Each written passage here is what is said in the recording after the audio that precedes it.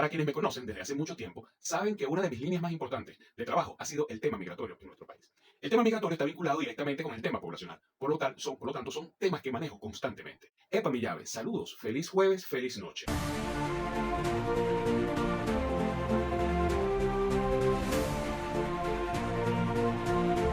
Si bien es cierto que no tenemos desde el año 2011 un censo en nuestro país, es cierto que sí hizo el CNE un trabajo para unas elecciones regionales 2021, si mal no me equivoco. Aunque tampoco esto ha sido difundido, esa no es razón suficiente para creer que en Venezuela no hay una información de la población. Y es que aquí en Venezuela existen bastantes empresas dedicadas a hacer estudios de mercado que tienen ya los instrumentos y las capacidades de hacer unos sondeos interesantes con relación a la población, que junto con data que se pueden encontrar en otras fuentes que sí son oficiales y otras que son privadas, al menos permiten hacer unas proyecciones bastante serias. Cuando tú tienes varias de estas y comienzas a tener coincidencias, sabes que tienes una data que se convierte en data dura. Les hago toda esta introducción porque recientemente tuve el honor de estar en un en vivo de una joven que me gustó mucho cómo lleva su plataforma, aunque no coincidimos en muchas de las ideas, llamada Galletica Mari, que surgió en ese momento ante una exposición que yo hice, dudas de mis fuentes, y tiene que ver justamente con la población venezolana. Yo les dije esa noche que Venezuela estaba alrededor de 30 millones de habitantes. Ellos me discutieron, los participantes, que eso era imposible tomando en cuenta la migración y que de dónde yo sacaba esa data. Pues bien, se lo expliqué, esa data la tengo de diferentes fuentes, varias de ellas, las más importantes, 4 reconocidas empresas que hacen trabajos de consultorías en Venezuela como Data Analysis, Data Analítica, Econométrica, Ecoanalítica, Consultores 21, perdón, son 5. Son empresas que constantemente están haciendo estudios de mercado para empresas muy reconocidas en nuestro país y tienen que tener un soporte importante para esto, de tal manera que se han dedicado, utilizando diferentes herramientas que hoy en día existen, obtener una información por lo menos bastante cercana que les permita conocer cuál es la población para luego hacer segmentaciones y los estudios de mercado que deben hacer. Ahora bien, ¿cómo uno considera que esta data está buena? Por las similitudes que hay entre las informaciones que se reciben. Uno de los mejores momentos ha sido conocer a la comunidad, los sitios donde venden distintos tipos de productos, ver los formatos y las marcas, muy interesante. Conocer también otra parte de la ciudad. Mi momento favorito del día ha sido el recorrido a través de las calles de los barrios, porque hemos podido presenciar cómo varía cada punto de vista. Vimos Metramac, vimos Oreo, vimos sociales, muchas marcas más, todos los que nos están acompañando. Así que, bueno, todo el empeño para poder seguir repitiendo estas actividades y, bueno, apoyando a los emprendedores que están en toda Venezuela. Mi momento favorito del día es aprender, conocer de este maravilloso sector. Mi momento favorito del día es visitar cada una de las tiendas que nos empezamos a acercar, conversar con cada uno de los dueños de negocios, entender qué más rota, qué menos rota, y sobre todo poder compartir con gente, poder conocer la experiencia del consumidor en calle. Gracias, feliz.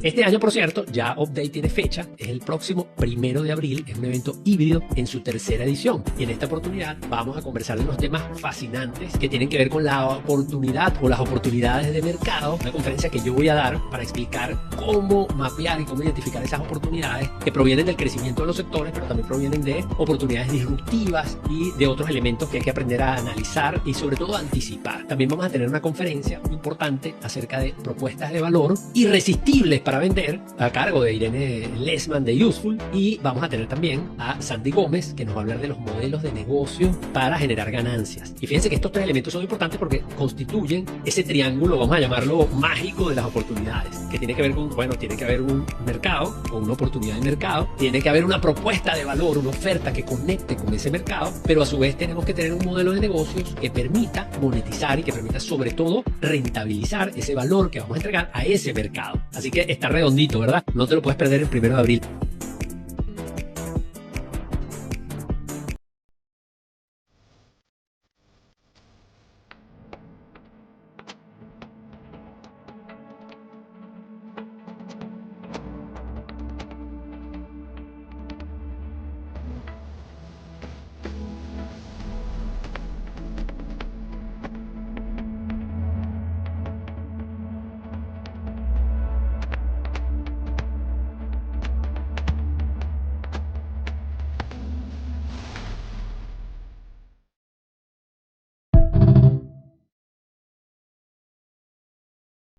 Hay otras plataformas que están en la web que tienen datas con orígenes diferentes, pero lo curioso es que muchas de ellas coinciden con esta información que además está soportada en una base lógica que la voy a explicar a continuación.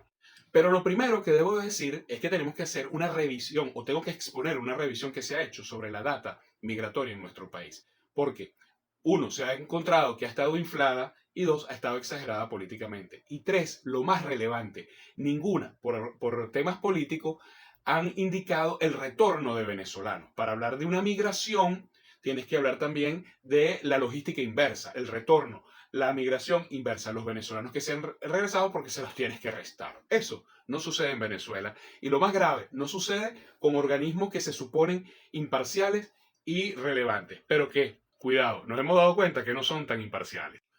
Una de estas datas más sonoras, que las usa, por cierto, uno de los bandos políticos que existe en nuestro país, y llegada gente que ha perdido mucho el prestigio, como David Smolansky, es R4B.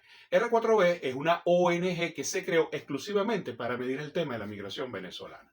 Según ellos, con cifras que incluso en el tiempo han encontrado contradicciones, dicen que en Venezuela hay alrededor de 7.800.000 venezolanos que salieron. Y cuidado, la cifra podría ser cierta, pero eso no quiere decir que existan 7.800.000 venezolanos el día de hoy fuera del país. Pero resulta que la data tampoco fue cierta y les voy a explicar por qué. Parte del sistema metodológico que ellos utilizaban es que trabajan con ONG adscritas al mismo grupo donde ellos están asociados o afiliados, que es ACNUR, que es de la ONU, que están en diferentes países. Nunca se esperaron las características que llegó a tener la migración venezolana, donde llegó un momento entre el 2017 y el 2018 que fue una migración que incluso se convirtió en a pie.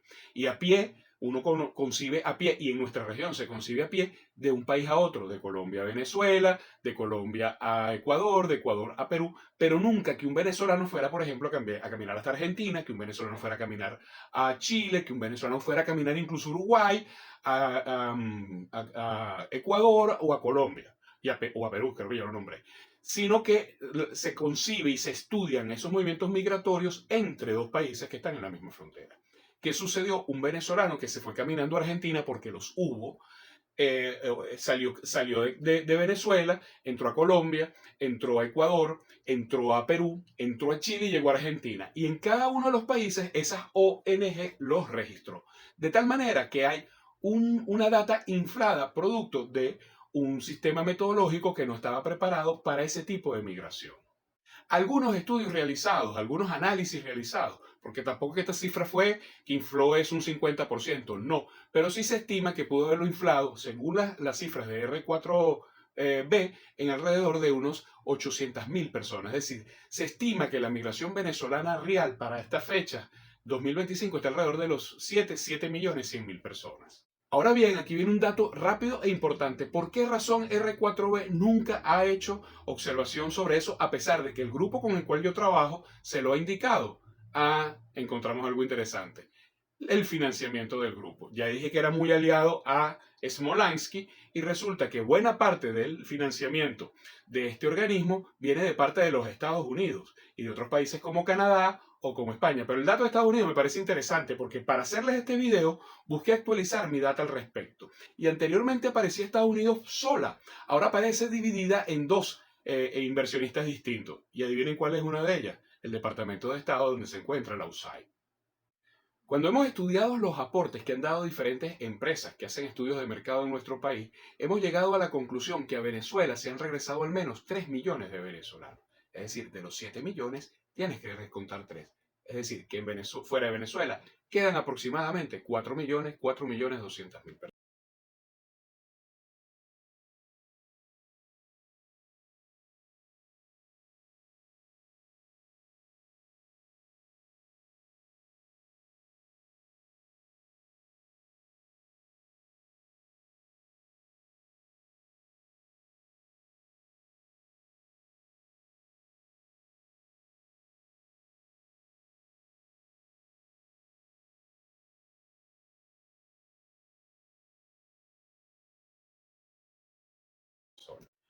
No se encuentra mucha información ni muchos estudios relacionados con el retorno de venezolanos. Sin embargo, sí hay uno hecho por una organización llamado 4MI, aquí se los dejo. La organización se llama Mixed Migration Center, que aunque no da una cifra muy específica, cuando tú ves una serie de lecturas que hicieron, te das cuenta que por alguna razón hicieron el estudio y era porque ya se veía una movilización importante de retorno a Venezuela. Por cierto, hay que decirlo, esta comenzó incluso en el año donde más venezolanos salieron, que fue el 2018, año en el cual salió 1.800.000 venezolanos, de acuerdo a las cifras de R4B, con todas las dudas que le hemos manifestado. Pero vamos a tomar como esa cifra como cierta. Sin embargo, ya ese año comenzaban a retornar personas y comenzó a incrementarse con la llegada del COVID. Muchos hubiéramos pensado que al salir del COVID esto bajaría y no fue así. Desde ese momento hasta la presente fecha, el retorno de venezolanos ha tenido un crecimiento exponencial. Insisto nuevamente, hay una encuesta que, por cierto, en el programa dije la palabra incorrecta, no es Obusman, es Omnibus, que hace que hace 2 veces al año la encuestadora Data Analysis, y es una de las herramientas más importantes que existen en nuestro país para el sector privado, para las empresas, para determinar una cantidad enorme de variantes o de variables que ellos evalúan, y es tan poderosa la herramienta que es en multiempresa. Las pagan las empresas, hacen un pool para pagarlo. Y empresas más pequeñas pagan el segmento que le interesa.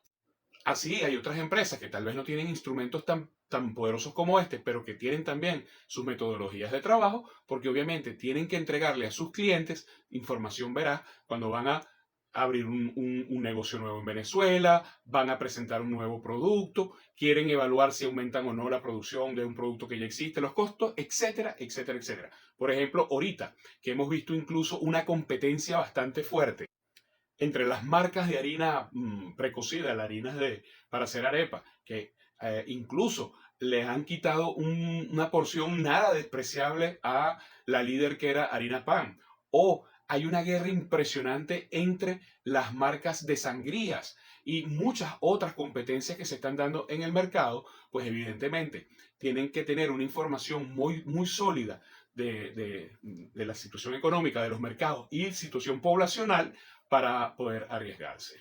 Y una de las cosas que siempre me llama la atención es que la gente dice, pero ¿cómo puede saber una de estas empresas que venezolanos se están regresando? Bueno, o por ejemplo el tema de las remesas, que insisten mucho en que Venezuela vive la remesa.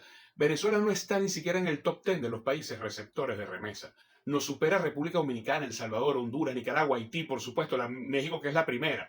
Porque Venezuela no es un país recaudador de impuestos, de remesas, pero no les llega una cifra significativa de las remesas, y esa es una historia para explicarla en otro video.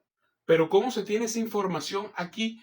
A pesar de tener muchas limitaciones en cuanto a las transferencias financieras o en los mercados, los que llaman mercados negros, que no son tan negros, eso no son nada, o sea, eso están sujetos a regulación y control de data. Pero hay una forma muy sencilla y la tienen estas empresas cuando llega a la casa de cada una de las personas a hacer su encuesta, o lo hacen vía telefónica, vía por WhatsApp, dependiendo del correo electrónico y la gran cantidad de distintas vías que ellos tienen, y las personas aceptan hacer las encuestas. Muchas de estas encuestas, las focus group le pagan a la gente para que vayan y pasen con ellos mediodía y puedan hacerle las entrevistas, y les regalan productos y otras cosas más, y hacen preguntas muy claves como, por ejemplo, ¿cuál es el nivel de ingreso del grupo familiar? ¿Cuánto está constituido su grupo familiar? ¿Cuántos trabajan y cuáles no? ¿Cuántos son mayores de edad y cuáles no? ¿Cuántas personas del grupo familiar están en Venezuela? ¿Cuántas están en el exterior? ¿Cuántos mandan dinero desde el exterior? ¿Y cuánto soporta ese dinero? O qué aporta ese dinero al exterior. Por cierto, de acuerdo a Consultores 21, no es reciente esta encuesta, puede ser de mediados del año pasado, 1 de cada 4 familias con miembros afuera son los que recibían remesa. El promedio estaba entre $30 y $40 la remesa. Ahora bien, yo busqué un resumen que me sirviera, porque aquí estoy hablándole de diferentes fuentes con las cuales uno trabaja, pero hay una muy interesante en internet y se las voy a recomendar. Galleta pronuncia mucho mejor el inglés que yo. Esta es countrymatter.info. En ella aparece una data que se asemeja mucho a estas otras que les digo con las cuales trabajamos. Y se las pongo aquí. ¿Cuánto es la población de Venezuela hoy en día? 30.625.901. Ahora bien, muchos me preguntan, Manuel, ¿pero cómo es posible que estemos en 30 millones, casi 31 millones, cuando se han ido 7 millones? Y bueno, está bien, han regresado 4. Bueno, porque todos obvian el nacimiento de venezolanos en cada año. Venezuela tiene una tasa de crecimiento que está alrededor, realmente no es alrededor, es un poco más de los 500.000 nuevos venezolanos cada año, que por cierto te impulsa, como esa tasa se ha mantenido más o menos parecida en mucho tiempo, te impulsa o te lleva a considerar que cada año alrededor de 500, entre 500 y 600.000 jóvenes cumplen 18 años.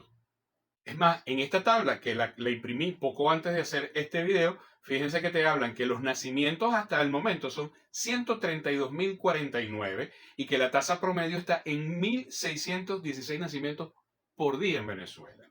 Esta cifra me coincide con muchas otras que revisamos. 443 fallecimientos solamente el día de hoy. Y miren este dato bien importante, que también rompe el paradigma y la creencia de la migración, que todavía la migración sigue saliendo en números grandes. La migración neta este año es de menos 3.039. La neta solamente el día de hoy es menos 37. Es decir, se han regresado 37 personas hoy y en lo que va de año, de acuerdo a esta estadística, 3.039. Yo quiero que ustedes observen ahora este gráfico, de tasa de crecimiento entre el 52 y el 2025 para que ustedes vean lo abrupto, lo pronunciado que fue los nacimientos entre el 2000, o cómo viene cayendo, obviamente, porque en todas partes del mundo, en casi todas partes del mundo, hay un control de la natalidad, pero la forma abrupta como cayó en el 2015, ¿okay? La manera brutal que se mantuvo hasta el 2022, pero luego, como entre el 2023 y lo que es el 2024, tenía una recuperación impresionante. Como un dato complementario, 27.410.000 somos cristianos. Entonces, Marilu, quiero con esto satisfacer un pendiente que quedó de ese día. Es importantísimo manejar data seria. Yo sé que a ustedes les molesta mucho cuando uno les hace referencia a que ustedes no están en Venezuela y que cuando hablan, por ejemplo, de que no hay madurez política porque los están viendo desde el lado perdedor de la contienda electoral, de acuerdo al chavismo, la oposición perdió y ustedes lo ven desde ese lado, desde el lado del chavismo lo ven como que hay una gran madurez política en el país. Entonces ten cuidado porque ustedes mismos desconfían de la señora María Machado. Yo sé que muy dentro de ustedes también tienen desconfianza de las datas que ella ha ofrecido y tú misma criticas constantemente. Tú dices que ganó las elecciones en el mundo, pero no se hicieron nada con las actas y yo hice un video que te invito a verlo bien contundente con el tema de las actas. Para mí, las actas es como el cuerpo de una persona desvivida que tiene que hacerse la investigación para ver por qué fue desvivida, si murió por muerte natural, las causas, si fue desvivida, las causas que tuvieron, y para eso hay que hacer una autopsia y una participación de una investigación policial, ver sus huellas dactilares, bien es la persona, ver con quién vivía, cuáles eran sus relaciones, qué problemas tuvo y qué no tuvo. Hay que hacer una investigación. Las actas es un documento probatorio, como lo es el cuerpo sin vida de una persona, pero si no haces el trabajo de despistaje o de estudios o de forense, o medicina forense, no vas a saber absolutamente nada. Lo mismo pasó con esas actas, que además no se tienen conocimiento si están completas o no. Es decir, como no le has hecho ninguna experticia, tú no sabes si ese cuerpo que está allí está totalmente vacío por dentro, por ejemplo, que no tiene sangre, por decirles algo, que le falta un órgano. No lo sabes porque nadie las ha revisado. Entonces, ahí a mí me surge una gran pregunta. ¿Por qué razón nadie las ha revisado? Si las tienes ahorita en Panamá y las copias están en la OEA y la otra copia es en el Centro Carter, ¿por qué nadie ha hecho una auditoría de esas actas? Pues bien, pero ese no era el tema. Te quiero agradecer y disculpa lo largo, pero a mí me gusta hacer mis análisis completos y mis explicaciones con argumentos y bueno, espero que te satisfaga. Todos tus en vivo son bastante largos, así que te puedes distraer un ratico, le pones por +1 y por 1.5 y lo vas a ver más rápido. Gracias. Postdata, por favor, agrega a tus amigos si tienes sus cuentas que tuvieron esas dudas ese día. Gracias. Si te gusta mi contenido, por favor, házmelo saber. Tus comentarios me permiten conocer otras opiniones y enriquecer mis próximos análisis. Y si lo consideraste bueno para romper el cerco mediático, compártelo.